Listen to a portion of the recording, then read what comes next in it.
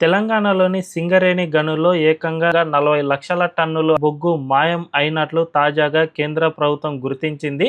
దీని వాల్యూ ఏకంగా 1600 కోట్లుగా గుర్తించింది. నిజానికి ఈ సింగరేణి ప్రాంతంలో మొత్తం 7 గనుల్లో బొగ్గు నిల్వలు ఉన్నాయి అని తన అధికారిక వెబ్సైట్లో పొందుపరిచింది. కానీ క్షేత్రస్థాయిలో ఈ బొగ్గు ఎక్కడా కూడా కనిపించడం లేదు. ఏకంగా 40 లక్షల టన్నులు అంటే ఇది చాలా పెద్ద ఎత్తున స్కామ్ జరిగినట్లే అనుమానాలు వస్తూ ఉన్నాయి. తాజాగా కేంద్ర బొగ్గు గనుల శాఖ మంత్రి కిషన్ రెడ్డి రాష్ట్ర ప్రభుత్వానికి దీనిపై సమగ్ర విచారణ జరిపించండి, బాధ్యులు ఎవరైనా తేలితే వాళ్ళపై కఠిన చర్యలు తీసుకోండి అని సైతం లేఖను రాశారు. తద్వారా ఖచ్చితంగా తెలంగాణలో ఏదో ఒక పెద్ద బొగ్గు స్కామ్ బయట పడింది అని స్పష్టంగా అర్థమవుతుంది. మరి ఈ స్కామ్లో రాష్ట్రంలోని అధికారంలో ఉన్న కాంగ్రెస్ ప్రభుత్వం ఏమైనా పాలు పంచుకుందా, లేకుంటే బయట వ్యక్తులే ఇదంతా చేశారా అనే అనుమానాలకు భవిష్యత్తులో విచారణలో ఖచ్చితంగా నిజాలు బయటికి వచ్చే అవకాశం ఉంటుంది. ప్రస్తుతానికైతే ఈ బొగ్గును తవ్వి తీయడం, దీనికి కోల్ ట్యాక్స్తో పాటు ఇన్కమ్ ట్యాక్స్ సైతం కట్టారు. అంటే ఖచ్చితంగా దీన్ని వెలికి తీసాము అని సింగరేణి చెప్పినట్లయింది. కానీ అక్కడ బొగ్గు మాత్రం కనిపించలేదు. కాబట్టి